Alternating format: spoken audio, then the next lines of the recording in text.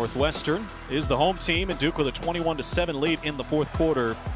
Jones out of the shotgun, takes the snap, pump fake, pressure coming, he's sacked. Gaziano got him off the edge back at the 25-yard line.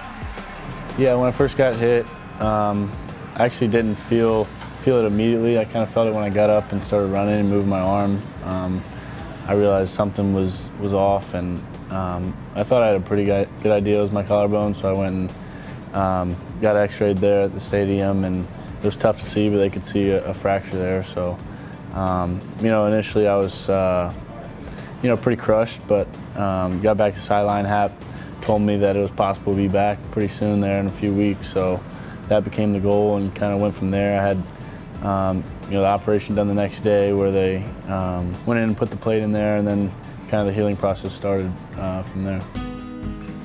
Basically, we're going to scan Daniel. As we do, the renderings will start to appear on the computer, so we'll look towards Clark for the software expertise. They had to develop a model. This involved them scanning the other player.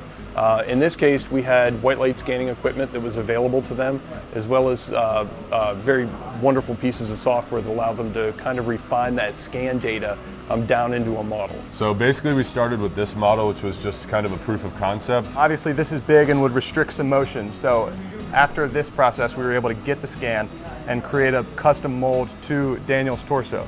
So then we ended up with something like this, which would fit custom to Daniel, and this was still a little bulky. He wanted a little bit more range of motion as he came across, so we continued to reduce the material and perfect the geometry. So we made a couple more changes before we ended up with where we were satisfied with a final print.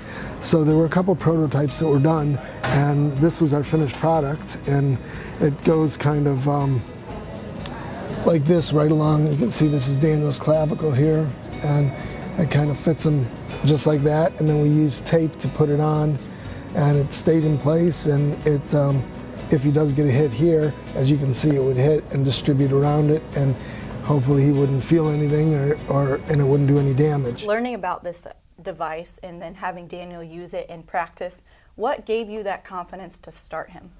Well, Hap fell in love with this thing. He's the one telling me, our trainer's telling me about this 3D printer and how hard this device is going to be. He was convinced that Daniel was symptom-free and felt no pain, and that with this device, there was really no way he was going to feel any contact.